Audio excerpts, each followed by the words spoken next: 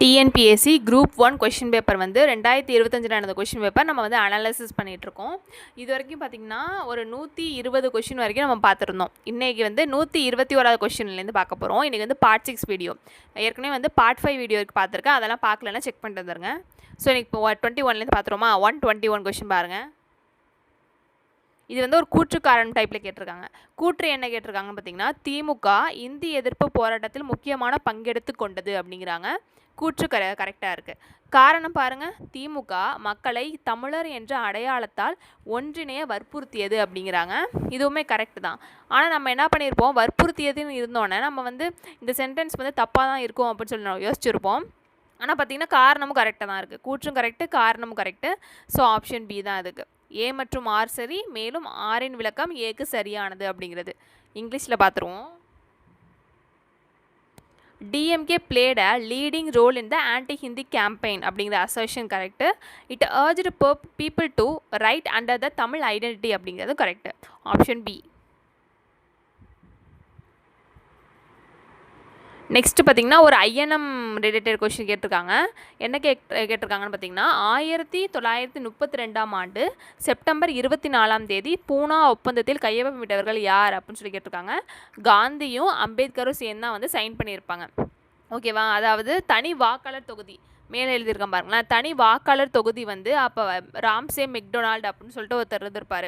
அவர் என்ன பண்ணியிருப்பார்னா 16 ஆகஸ்ட் 1932 வந்து தனி வாக்காளர் தொகுதி யார் கொடுத்துருப்பாங்கன்னா, அந்த பின்தங்கிய வகுப்பினர்லாம் இருப்பாங்கள்ல, அவங்களுக்குலாம் கொடுத்துருந்துருப்பார். ஆனால் வந்து இதுக்கு வந்து அம்பேத்கர்லாம் வந்து ஆதரவு அளிச்சிருப்பார். ஆனால் காந்தி என்ன பண்ணியிருப்பாருன்னு பார்த்தீங்கன்னா, இதுக்கு வந்து ஆதரவு அளிச்சிருக்க மாட்டார். அதே மாதிரி இந்த தனி வாக்காளர் தொகுதியெலாம் கொடுக்குறப்ப அவர் வந்து ஜெயிலில் இருந்திருப்பார் காந்தி. எந்த ஜெயிலில் காந்தி இருந்திருப்பாருன்னு பார்த்தீங்கன்னா, எரவாடா ஜெயில் அப்படிங்கிற அந்த ஜெயிலில் இருந்திருப்பார். இது நோட் பண்ணி வச்சுக்கோங்க, எரவாடா ஜெயில். அதில் இருந்திருப்பார். அங்கே என்ன பண்ணியிருப்பாருன்னு பார்த்தீங்கன்னா, உண்ணாவிரதம் இருக்க ஸ்டார்ட் பண்ணிடுவார். இந்த மாதிரி தனி வாக்காளர் தொகுதியெலாம் கொடுக்கக்கூடாது அப்படின்னு சொல்லிட்டு உண்ணாவிரதம் இருக்க ஸ்டார்ட் பண்ணிடுவார். அதை பார்த்துட்டு நிறைய பேர் வந்து அம்பேத்கர்கிட்ட வந்து போய் சொல்லுவாங்க, இந்த மாதிரி அவர் இப்படி இருக்கார், ரொம்ப ஆபத்தான நிலையில் இருக்கார், அதனால் நீங்கள் இப்படி இனிமேல் வேண்டாம் அப்படின்னு சொல்லி பண்ணுவாங்க. கொஞ்சம் பேச்சுவார்த்தையெல்லாம் நடத்துவாங்க. அதுக்கப்புறம் தான் இந்த பூனா பேக்டே நடந்திருக்கும், பூனா ஒப்பந்தமே நடந்திருக்கும். ஓகேவா. எப்போ இந்த பூனா பேக்ட் சைன் பண்ணாங்க? 24 செப்டம்பர் 1932 வந்து சைன் பண்ணியிருக்காங்க, காந்தியும் அம்பேத்கரும் சேர்ந்து. Option C.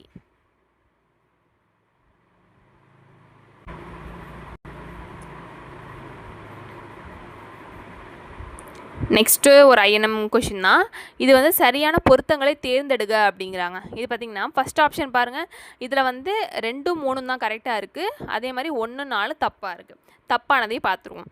ஃபஸ்ட் என்ன கொடுத்துருக்காங்கன்னா, ஃபெரோஷா மேத்தா அப்படின்னு சொல்லிட்டு கோகலேயின் சீடன் அப்படின்னு சொல்லி கொடுத்துருக்காங்க. இங்கிலீஷில் பார்த்தா ஃபெரோஷா மேத்தான்னு சொல்லி கொடுத்துட்டு டிசிபிள் ஆஃப் கோகலே அப்படிங்கிறாங்க. அப்படிலாம் கிடையாது. அதாவது கோகலேவின் சீடன் யாராக இருந்திருப்பாருன்னு பார்த்தீங்கன்னா, காந்தி. மேலே எழுதியிருக்கேன் பாருங்கள், காந்தி அவர் தான் என்னவாக இருந்திருப்பார், கோகலேயோட சீடனாக இருந்திருப்பார். ஆனால் இங்கே என்ன கொடுத்துருக்காங்க, ஃபெரோஷா மேத்தான்னு சொல்லி கொடுத்துருக்காங்க. அதான் தப்பாக இருக்குது. செகண்ட் ஆப்ஷன் பாருங்கள், கோபாலகிருஷ்ண கோகலேன்னு சொல்லி கொடுத்துட்டு இந்திய ஊழியர்களின் சங்கம் அப்படின்னு சொல்லி கொடுத்துருக்காங்களா, அது கரெக்டு தான். கோபாலகிருஷ்ண கோகலே தான் இந்திய ஊழியர்களின் சங்கம் சொல்லிட்டு ஆரம்பிச்சிருப்பார்.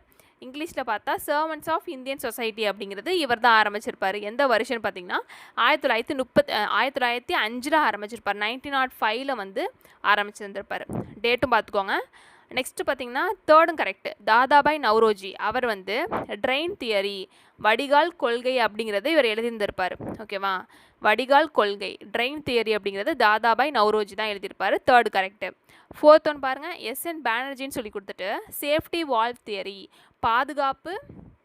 பாதுகாப்பு ஊடிதல் கோட்பாடு அப்படின்னு சொல்லிட்டு எஸ்என் பானர்ஜின்னு சொல்லி கொடுத்துருக்காங்க. ஆனால் அவர் வர மாட்டார். லாலா லஜ்பதி ராய் தான் சேஃப்டி வால்வ் தியரி அப்படிங்கிற கோட்பாடு என்ன பண்ணியிருப்பார், உருவாக்கியிருப்பார். ஆனால் இங்கே தப்பாக கொடுத்துருக்காங்க. கீழே எழுதியிருக்கேன் பாருங்கள், பாதுகாப்பு ஊடிதல் கோட்பாடு யார் ஆரம்பித்தா, லாலா லஜ்பதி ராய் தான் ஆரம்பிச்சிருந்திருப்பார்.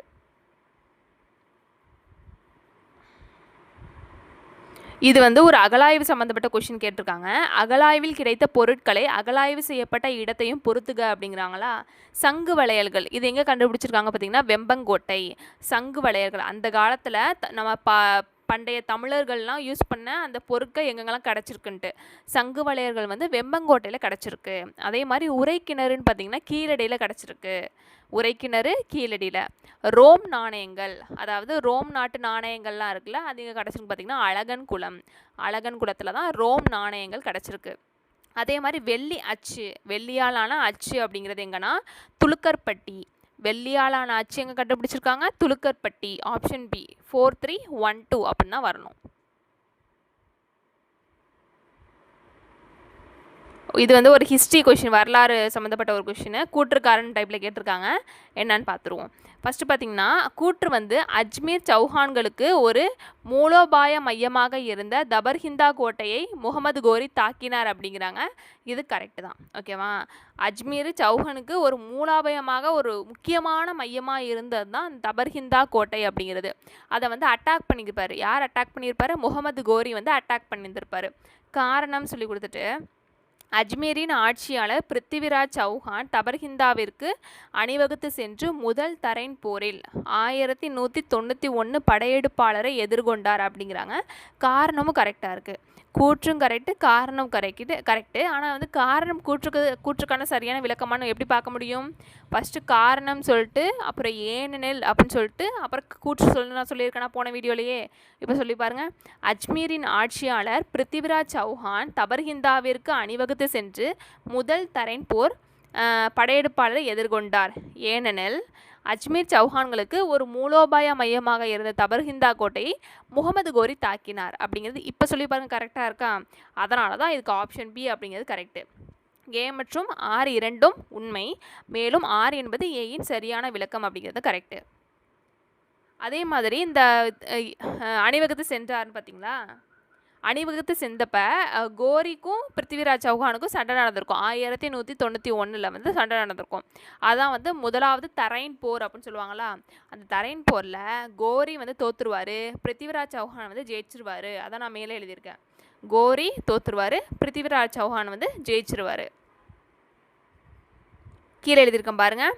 1191 முதலாம் தரைன் போர் நடந்திருக்கும். அதில் ஜெயிச்சவர் யாருன்னு சொன்னால் பிருத்திவிராஜ் சௌஹான். அதே மாதிரி 1192 திரும்ப வந்து இரண்டாம் தரைன் போர் நடந்திருக்கும். அது யாருக்குன்னு பார்த்தீங்கன்னா அதே மாதிரி பிருத்திவிராஜ் சௌஹானுக்கு கோரிக்கு நடந்திருக்கும். ஆனால் இந்த டைம் வந்து ட்விஸ்ட் ஆயிரும். என்ன ட்விஸ்ட்டுன்னு பார்த்தீங்கன்னா பிருத்திவிராஜ் சௌஹான் வந்து தோற்றுருவார், கோரி ஜெயிச்சிருவார். ஓகேவா? நெக்ஸ்ட்டு 1194 திரும்ப மூணாவது தரைன் போர் அப்படிங்கிறது நடந்திருக்கும். அதில் யாருன்னு பார்த்தீங்கன்னா கோரிக்கும் ஜெயச்சந்திரா அப்படிங்கிறவருக்கும் நடந்திருக்கும். ஓகே, ஜெயச்சந்திரா யாருன்னு பார்த்தீங்கன்னா நம்ம முன்னாடி பிருத்திவிராஜ் சௌஹான் சொன்னேன்னா அவருடைய மாமனார் தான் வந்து ஜெயச்சந்திரா. என்ன ஆயிரும்னு பார்த்தீங்கன்னா இது வந்து பெரிய ஹிஸ்ட்ரி இருக்குது. இதை பற்றி ஹிஸ்ட்ரி சொல்லணும்னா சொல்லிகிட்டே போகலாம். நான் வந்து இங்கே ஷார்ட்டாக சொல்கிறேன் முடிஞ்ச அளவுக்கு. என்ன ஆயிரும்னா ஜெயச்சந்திரா அப்படிங்கிறக்கா பொண்ணு இருக்கும், ஒரு பொண்ணு இருப்பாங்க. அந்த பொண்ணை வந்து இந்த பிருத்திவிராஜ் சௌஹான் என்ன பண்ணிடுவார்னா ஓடி போய் கல்யாணம் பண்ணிப்பார். லவ் பண்ணி ஓடி போய் கல்யாணம் பண்ணியிருந்திருப்பார். அதனால் என்ன ஆயிருக்குன்னு பார்த்தீங்கன்னா ஜெயச்சந்திரா வந்து இவர் மேலே ரொம்ப கோபமாயிருவார் பிருத்திவிராஜ் சௌஹான் மேலே. அந்த முதலாம் தரைன் போர் சொன்னா 1191 அதில் வந்து பிருத்திவிராஜ் சௌஹான் ஜெயிச்சிருப்பான்னு சொன்னா ஏன் ஜெயிச்சிருப்பாருன்னு பார்த்தீங்கன்னா அப்போ வந்து ஜெயச்சந்திரன் வந்து அவர் கூட இருந்திருப்பார், உறுதுணையாக இருந்திருப்பார். ஏன்னா அப்போலாம் வந்து அவங்க ஓடி போகல, அதனால் வந்து உறுதுணையாக இருந்திருப்பார். ஆனால் இரண்டாவது தரைன் போரில் வந்து கோரி ஜெயிச்சிருவான்னு சொன்னா ஏன்னு பார்த்தீங்கன்னா ஜெயச்சந்திரா வந்து கழட்டி விட்டுருவார். யாரை? பிருத்திவிராஜ் சௌஹானை. ஏன்னு பார்த்தீங்கன்னா அப்போ தான் வந்து இவரோட பொண்ணை வந்து அவர் கல்யாணம் பண்ணி இருந்திருப்பார். அதனால் என்ன பண்ணிடுவார்னா சப்போர்ட் பண்ணியிருந்திருக்க மாட்டார். அதனால தான் பிருத்திவிராஜ் சௌஹான் வந்து தோற்றுருவார், கோரி வந்து ஜெயிச்சிருவார். அதே மாதிரி 1194 பார்த்திங்கன்னா திரும்ப ஜெயச்சந்திரா மாமனாருக்கும் கோரிக்கும் நடந்திருக்கும். அதில் பார்த்திங்கன்னா திரும்ப கோரி தான் ஜெயிச்சுப்பார், ஜெயச்சந்திரா வந்து தோற்றுருவார். இதுதான் வந்து தரைன் போரோட ஹிஸ்ட்ரி. இந்த மாதிரி குட்டி குட்டி அங்கங்கே ஸ்டோரி சொல்கிறது உங்களுக்கு பிடிச்சிருக்கு அப்படின்னா கீழே கமெண்ட்ஸில் சொல்லுங்கள். அப்போ தான் நான் வந்து திரும்ப திரும்ப ஏதாச்சும் நிறையா குட்டி ஸ்டோரி இந்த மாதிரிலாம் இருந்துச்சுன்னா உங்களுக்கு சொல்லுவேன்.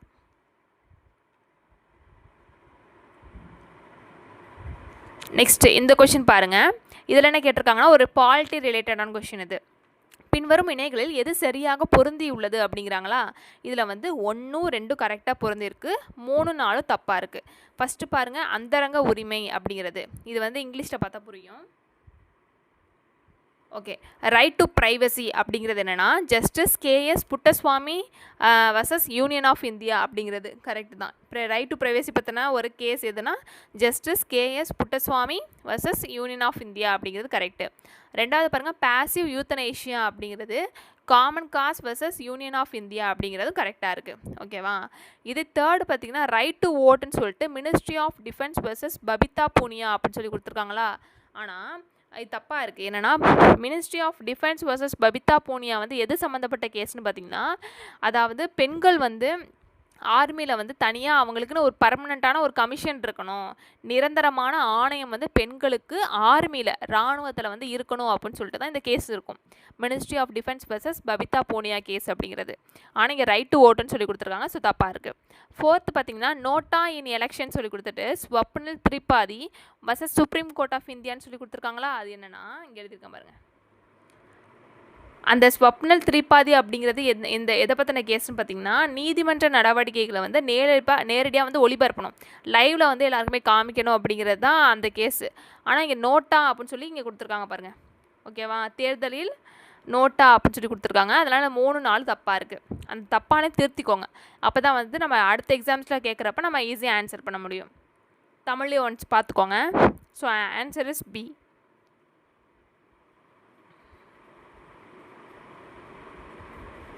நெக்ஸ்ட் பார்த்திங்கன்னா இதுவுமே வந்து ஒரு பாலிட்டி கொஷின் தான். என்னென்னு பார்த்தீங்கன்னா நகராட்சிகளின் எல்லைக்குள் வைக்கப்பட்டுள்ள செயல்பாட்டு தலைப்புகளை பொறுத்தவரை பின்வருவனவற்றை கருத்தில் கொள்க அப்படிங்கிறாங்க. ஓகேவா. நகராட்சி எல்லைக்குள் வைக்கப்பட்ட செயல்பாட்டு தலைப்புகளை ஃபஸ்ட்டு பாருங்கள். ஃபஸ்ட்டு செகண்டும் கரெக்டாக இருக்குது, தேர்டு ஃபோர்த்தும் தப்பாக இருக்குது. என்னென்னா ஃபஸ்ட்டு வந்து இறைச்சி கூடங்கள் மற்றும் தோல் பதனிடும் தொழிற்சாலைகளை ஒழுங்குபடுத்துதல் அப்படிங்கிறது நகராட்சி எல்லைக்குள்ளே தான் வரும். ஸோ கரெக்டாக இருக்குது. ஓகேவா. செகண்ட் பாருங்கள் சமூகத்தின் பலவீனமான பிரிவின் நலன்களை பாதுகாத்தல் அப்படிங்கிறதும் நகராட்சியின் எல்லைக்குள்ளே தான் வரும். ஆனால் தேர்டு ஒன்று கொடுத்துருக்காங்க பாருங்களேன், உணவு பதப்படுத்தும் தொழில்கள் உள்ளிட்ட சிறு அளவிலான தொழில்கள்னு சொல்லி கொடுத்துட்டு அது நகராட்சி எல்லைக்குள் வராது, அது வந்து பஞ்சாயத்து ராஜ் சம்மந்தப்பட்டது, அந்த எல்லைக்குள்ளே தான் வரும், அந்த எல்லைக்குள்ளே வரும். ஆனால் இங்கே நகராட்சின்னு சொல்கிறாங்க, தப்பாக இருக்குது. ஃபோர்த்து ஒன்று வந்து தொழில்நுட்ப பயிற்சி மற்றும் தொழிற்கல்வி அப்படிங்கிறாங்களா, அதுவுமே வந்து பஞ்சாயத்து சம்மந்தப்பட்டது, ஆனால் இங்கே வந்து நகராட்சிகள் சொல்லி கொடுத்துருக்காங்க. ஸோ இதுதான் வந்து தப்பாக இருக்குதுல. இங்கிலீஷ்லேயும் அதுதான். இங்கிலீஷில் பார்த்தா அங்கே வந்து நகராட்சினா இங்கே வந்து முனிசிபாலிட்டி அப்படின்னு சொல்லுவாங்க. First one regulation of slaughter houses and tanneries அப்படிங்கிறது correct. Safeguarding the interest of weaker sections of society அப்படிங்கிறது கரெக்டு. தேர்ட் ஒன்று பார்த்திங்கன்னா small scale industries including food processing industries அப்படிங்கிறது பஞ்சாயத்து ராஜ் சம்மந்தப்பட்டது. அதே மாதிரி technical training and vocational education அப்படிங்கிறதும் பஞ்சாயத்து ராஜ் சம்மந்தப்பட்டது.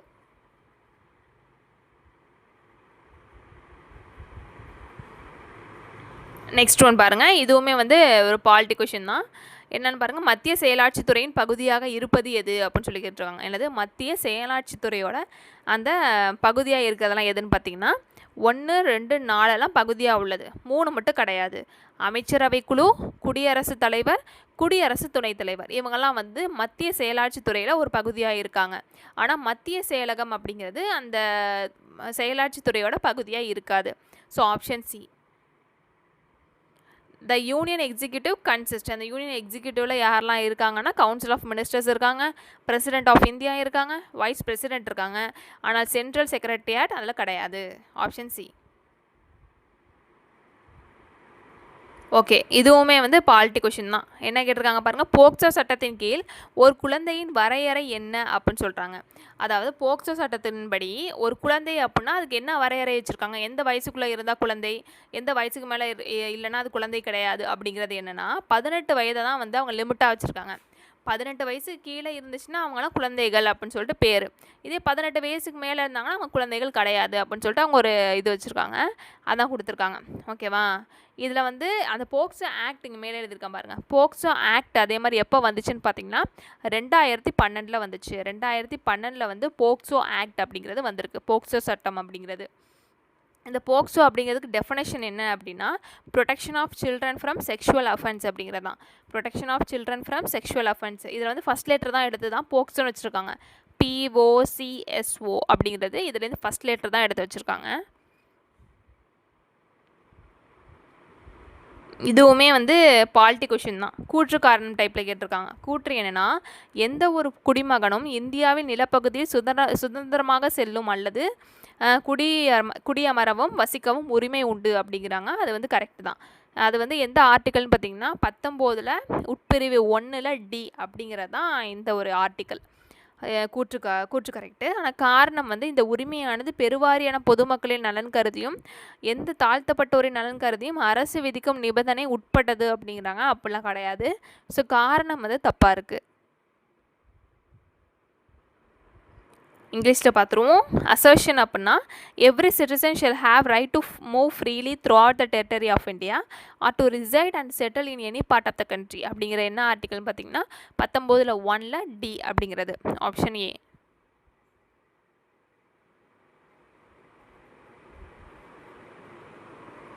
இதுவுமே வந்து ஒரு பாலிட்டி கொஷின் தான். என்ன கேட்டிருக்காங்க, பின்வரும் கூற்றுகளை இந்தியாவின் கிழக்கு நோக்கிய கொள்கையின் தவறான ஒன்றாகும் அப்படிங்கிறாங்க. எது வந்து தவறானது அப்படின்னு சொல்லி கேட்டிருக்காங்க. ஏன் மட்டும் தப்பாக இருக்குது, பாக்கி எல்லாமே கரெக்டாக இருக்குது. கரெக்டானது மட்டும் பார்த்துருவோம். பொருளாதார முன்முயற்சியாக கருதப்பட்டது அப்படிங்கிறாங்க. எது இந்தியாவின் கிழக்கு நோக்கிய கொள்கை அப்படிங்கிறது பொருளாதார முன்முயற்சியாக கருதப்பட்டதுங்கிறாங்க. கரெக்டு தான். அதே மாதிரி ஆசிய பசிபிக் பிராந்தியத்தில் உள்ள பரந்த சுற்றுப்புறத்தில் கவனம் செலுத்தியது அப்படிங்கிறாங்க. அதுவுமே கரெக்டு தான். டி பாருங்க, ஆசிய பசிபிக் பிராந்தியத்தின் மேம்படுத்தப்பட்ட இணைப்பு வாயிலாக வடகிழக்கு பிராந்தியத்தில் இணைப்பை மேம்படுத்தியது அப்படிங்கிறாங்க. டியும் கரெக்டாக தான் இருக்குது. ஏ மட்டும் தான் தப்பாக இருக்குது. இங்கிலீஷில் பார்த்துருவோம். Which of the following statement is incorrect of the India's Act East policy. ஓகேவா, இந்த ஈஸ்ட் பாலிசி இதே வந்து கொஞ்சம் டிஃப்ரெண்ட்டாக உள்ளது தான். பி பாருங்கள், this policy was originally conceived as an economic initiative. அது வந்து கரெக்டு. சி பாருங்கள், this policy focuses on the extern neighbourhood in Asia Pacific region அப்படிங்கிறது கரெக்டு. டி வந்து this policy promotes enhanced connectivity to Asia Pacific region through north eastern region அப்படிங்கிறதும் correct. ஓகேவா, இது வந்து அது ஏ மட்டும் தான் தப்பாக இருக்குது.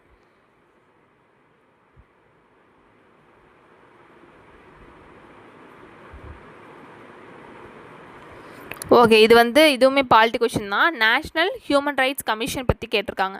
ஓகேவா, நேஷ்னல் ஹியூமன் ரைட்ஸ் கமிஷன் இது வந்து நான் நிறைய ஷார்ட்ஸில் கூட போட்டிருந்துருப்பேன். நேஷ்னல் ஹியூமன் ரைட்ஸ் கமிஷனுக்கு டேட் எழுதியிருக்கேன் பாருங்கள். எப்போன்னு பார்த்தீங்கன்னா 12 அக்டோபர் 1993 ஆரம்பித்தது தான் இந்த நேஷ்னல் ஹியூமன் ரைட்ஸ் கமிஷன் அப்படிங்கிறது. ஓகேவா, இதில் என்னென்னா அதோட நோக்கங்கள் என்ன அப்படின்னு சொல்லி கேட்டிருக்காங்க. தேசிய மனித உரிமைகள் ஆணையத்தின் நோக்கங்கள் என்னன்னு கேட்டிருக்காங்களா. ஃபஸ்ட்டும் செகண்டும் தான் கரெக்டு, தேர்டு தப்பாக இருக்குது. ஃபஸ்ட்டு பாருங்கள், மனித உரிமைகள் பிரச்சனைகள் முழுமையாக கையாளக்கூடிய நிறுவன ஏற்பாடுகள் வலுப்படுத்துதல் அப்படிங்கிறாங்க. First correct. செகண்ட் வந்து அரசாங்கத்தை சாராமல் அதிகப்படியான குற்றச்சாட்டுகளை ஆராய்தல் அப்படிங்கிறதும் கரெக்டாக இருக்குது. மூணாவது வந்து இந்த நிலை ஏற்கனவே மேற்கொள்ளப்பட்டுள்ள முயற்சிகளை வேறுபடுத்தி வலுப்படுத்துதலுங்கிறாங்க. அப்படிலாம் இல்லை, அது வந்து தப்பாக இருக்குது. ஸோ ஆப்ஷன் சி இருக்குது. இங்கிலீஷில் பார்த்தோம்னா to strengthen the institutional arrangements through which human rights issues could be addressed in the entirety in a more focused manner அப்படிங்கிறது correct. To look into allegations of excess independently of the government அப்படிங்கிறது correct. Third ஒன்று மட்டும் தப்பாக இருக்குது. அதே மாதிரி தமிழ்நாட்டில் human rights commission இந்த மனித உரிமை ஆணையம் அப்படிங்கிறது தமிழ்நாட்டில் எப்போ ஆரம்பித்தாங்க அப்படின்னா 17 ஏப்ரல் 1997 ஆரம்பித்தாங்க. இந்த டேட் ஞாபகம் வச்சுக்கோங்க. நேஷ்னல் ஹியூமன் ரைட்ஸ் கமிஷன் எப்போ, ஸ்டேட் ஹியூமன் ரைட்ஸ் கமிஷன் எப்போ அப்படின்னு சொல்லிட்டு அந்த டேட்டை வந்து ஞாபகம் வச்சுக்கோங்க.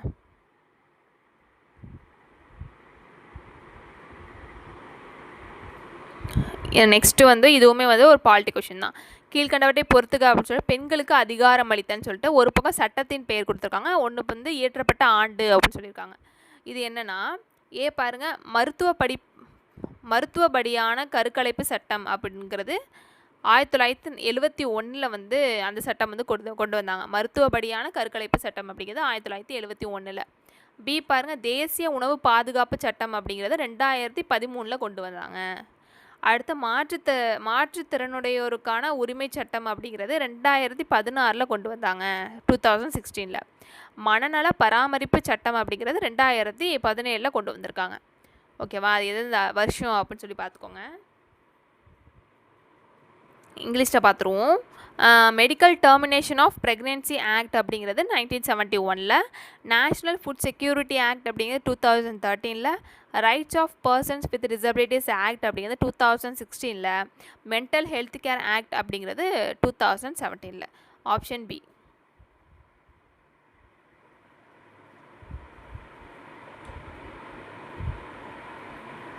இதுவுமே வந்து ஒரு பாலிட்டி கொஷின் தான். ஓகேவா? இது வந்து ஃபினான்ஸ் கமிஷன் இருப்பாங்கள்ல, அது மாதிரி இது லா கமிஷன். ஃபினான்ஸ் கமிஷன் மாதிரி இது ஒரு லா கமிஷன் ஒன்று இருக்குது, அதை பற்றின கொஷின் தான் இது. பாருங்கள், இதில் வந்து ஃபஸ்ட்டு செகண்டும் கரெக்டாக இருக்குது, தேர்டு ஃபோர்த்து தப்பாக இருக்குது. அது என்னென்னு பார்த்துருவோம். 5th லா கமிஷனோட தலைவர் வந்து KVK சுந்தரம் அப்படிங்கிறது கரெக்டு தான். 5th லா கமிஷனோட தலைவர் யார்? KVK சுந்தரம் கரெக்டாக இருக்குது. 10th லா கமிஷனோட தலைவர் வந்து ஜஸ்டிஸ் KK மேத்யூ அப்படிங்கிறது கரெக்டு. ஓகேவா? ஆனால் தேர்டு பாருங்களேன், 19th இங்கே எழுதியிருக்கேன் பாருங்கள், 19th-க்கும் 20th-க்கும் தப்பாக கொடுத்துருக்காங்க. அதனால் நான் கீழே எழுதியிருக்கிறது மட்டும் பாருங்கள். 19th-க்கு யார் தலைவர்னு பார்த்தீங்கன்னா ஜஸ்டிஸ் PV ரெட்டி அப்படிங்கிறவர் தான் தலைவர். ஓகேவா? இதே 20க்கு பார்த்தீங்கன்னா ஜஸ்டிஸ் DK ஜெயின் அப்படிங்கிறவர் தான் 20க்கு தலைவர். ஆனால் வந்து மேலே தப்பாக கொடுத்துருக்காங்க அங்கே. ஸோ இதை திருத்திக்கோங்க. ஆப்ஷன் பி தான் இதுக்கு வரும்.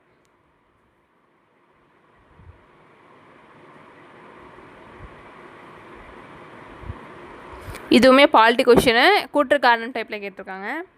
கூற்று பாருங்கள், அரசமைப்பின் பிரிவு 121 ஆனது உச்சநீதிமன்றம் அல்லது உயர்நீதிமன்றம் நீதிபதிகள் நீதி பணியாற்றுகின்ற போது அவர்களின் நடத்தை குறித்து பாராளுமன்றம் விவாதிப்பதை தடை செய்கிறது அப்படிங்கிறாங்க. அது கரெக்டாக தான் இருக்குது. காரணம் பாருங்கள், பிரிவு 121 நோக்கமானது நீதித்துறையின் சுதந்திரம் மற்றும் கண்ணியத்தை உறுதி செய்ததாகும் அப்படிங்கிறாங்க. அதுவுமே கரெக்டாக தான் இருக்குது. அதே மாதிரி கூற்றும் கரெக்டு, காரணம் கரெக்டு.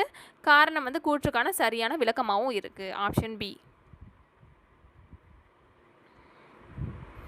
அசர்ஷன் பார்த்தா article 121 prohibits any discussion in parliament with respect to the conduct of any judge of Supreme Court or of a High Court in discharge of his duties. Correct? Assertion. The objective of article 121 is to ensure the independence and dignity of the judiciary. இதுவுமே correct. Option B.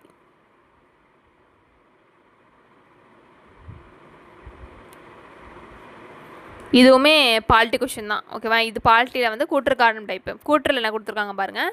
பொதுப்பட்டியல், பொதுப்பட்டியல் மற்றும் மாநில பட்டியல் ஆகியவற்று கூறப்படாத இனங்கள் தொடர்பாக சட்டம் இயற்றும் முழு அதிகாரத்தினை பாராளுமன்றம் கொண்டுள்ளது அப்படிங்கிறாங்க. கூற்று வந்து கரெக்டு தான். ஓகேவா? ஆனால் காரணம் பாருங்கள், அரசமைப்பின் 8வது அட்டவணை மத்திய பட்டியல், மாநில பட்டியல் மற்றும் பொதுப்பட்டியல் ஆகியவற்றை கொண்டுள்ளது அப்படிங்கிறாங்க. இது வந்து 8வது அட்டவணை கிடையாது, 7வது அட்டவணை. 7வது அட்டவணையில் தான் மத்திய பட்டியல், மாநில பட்டியல், அதே பொதுப்பட்டியல்லாம் இருக்குது. 8வதுல கிடையாது. அதே மாதிரி 8வது அட்டவணை அப்படிங்கிறது எதை பற்றினது பார்த்திங்கன்னா 22 அலுவலக மொழிகள்னு சொல்லுவாங்கள்ல, அது சம்மந்தப்பட்டது. அஃபிஷியல் லாங்குவேஜ் பற்றினது உள்ளது தான் வந்து 8வது அட்டவணைங்கிறது. ஆனால் இங்கே வந்து தப்பாக கொடுத்துருக்காங்க. இங்கிலீஷ்லேயே அதான். அசர்ஷன் வந்து Parliament has exclusive power to make any law with respect to any matter not enumerated in the concurrent list or state list. அது வந்து கரெக்டு. ரீசன் மட்டும் 7th schedule அப்படின்னு வரணும். 7th schedule of the Constitution contain union list, state list, concurrent list அப்படின்னு சொல்லிட்டு வரணும். Option A.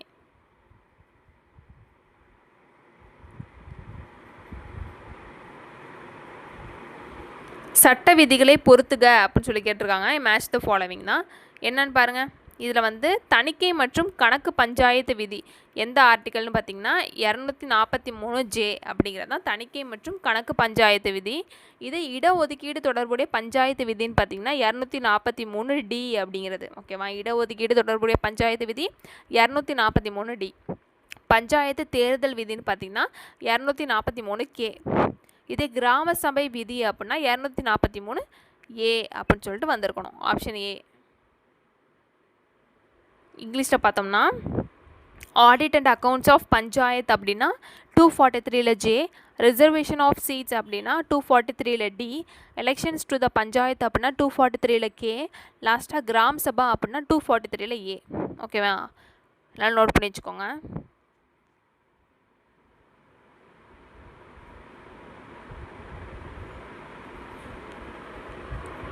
இதுவுமே வந்து பாலிட்டி கொஷின் தான். பாலிட்டி வந்துச்சுன்னா வரிசையாக பாலிட்டியாக வந்துட்டுருக்கு.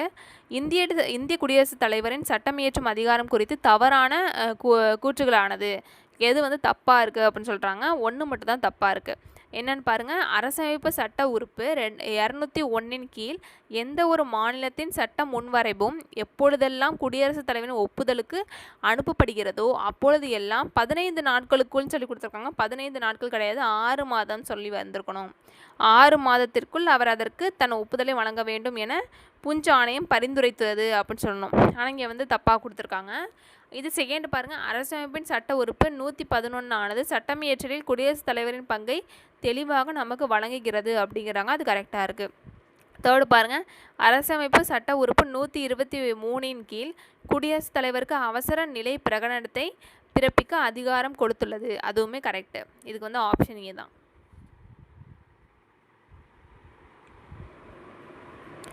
138 வந்து எது false statement. Legislative powers of president அப்படின்னா ஃபஸ்ட்டு தப்பாக இருக்கா. The Punchhi commission has recommended that whenever any state bill is sent to the president for his assent under article 201 he should give his assent within a period of 6 months அப்படின்னு வந்திருக்கணும். Article 111 of the constitution give details regarding the president's role in law making. correct. The president is given the right to promulgate ordinances under article 123. இதுவுமே correct. Option A. அதே மாதிரி president வந்து ordinance வழங்கலான்னா 123. இதே governor ordinance வழங்கினானா என்ன article வரும்? 213 அப்படின்னு சொல்லிட்டு வந்திருக்கணும். ஓகேவா? அதை வந்து நோட் பண்ணி வச்சுக்கோங்க. பிரசிடெண்ட்னா 123, இதே கவர்னர் அப்படின்னா ஆளுநர் அப்படின்னா 213.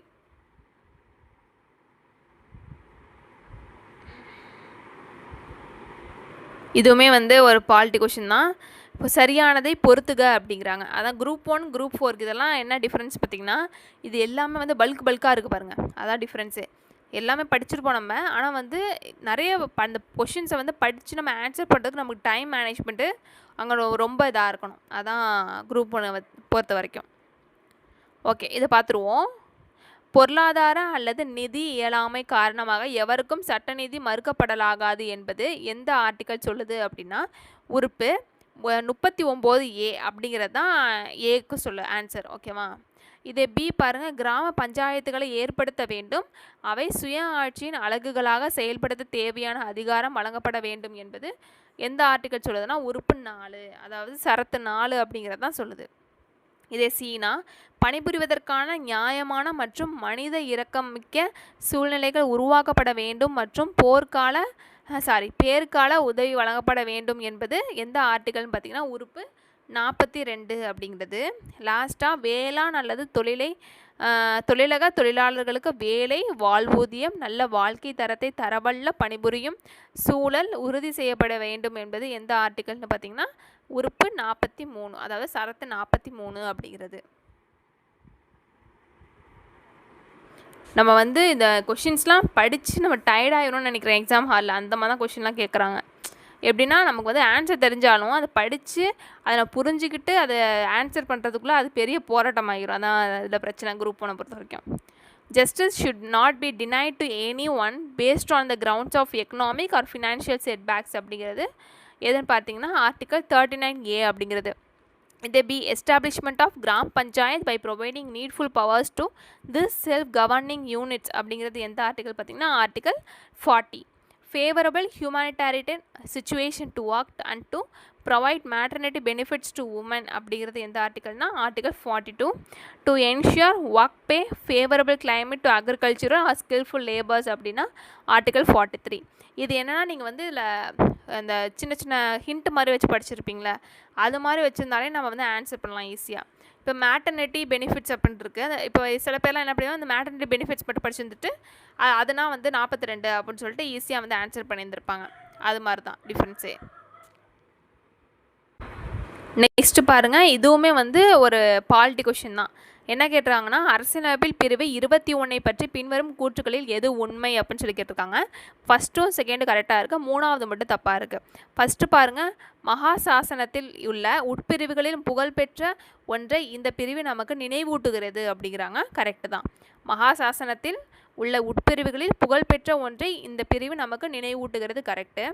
ரெண்டாவது வந்து அரசியலமைப்பு சட்டம் இறக்கும் உரிமையை வழங்கவில்லை அப்படிங்கிறாங்க. அதுவுமே கரெக்டு.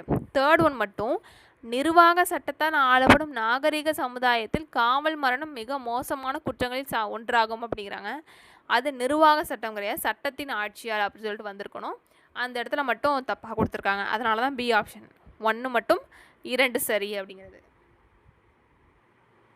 இங்கிலீஷில் வந்து which of the following statement is true about article 21 அப்படின்னா the article remains as of one of the famous clauses and Magna Carta அப்படிங்கிறது correct. The constitution does not confer right to die அப்படிங்கிறது correct. Third பாருங்கள், custodial death is perhaps one of the worst crimes in a civilised society governed by administrative லான்னு சொல்லி கொடுத்துருக்காங்க. அங்கே rule of law அப்படின்னு சொல்லிட்டு வந்திருக்கணும், அட்மினிஸ்ட்ரேட்டிவ் லா அப்படின்னு சொல்லிட்டு வந்திருக்கக்கூடாது. பாருங்கள், ஒரே ஒரு வார்த்தை தான், அந்த ஒரு வார்த்தையை தூக்கிட்டு வேறு வார்த்தை போட்டுட்டாங்க, அந்த சென்டென்ஸே அர்த்தம் மாறி போயிடுச்சு பாருங்கள். அதான் ரொம்ப கவனமாக இருக்கும் நம்ம எக்ஸாமில். ஓகே, நம்ம வந்து இன்றைக்கி 140 வரைக்கும் பார்த்துருக்கோம். இதுவே வந்து ஒரு அரை மணி நேரத்துக்கு ஆயிடுச்சு. நாளைக்கு வந்து இதோட கண்டினியூஷன் போடுறேன். தேங்க்யூ ஃபார் வாட்சிங்.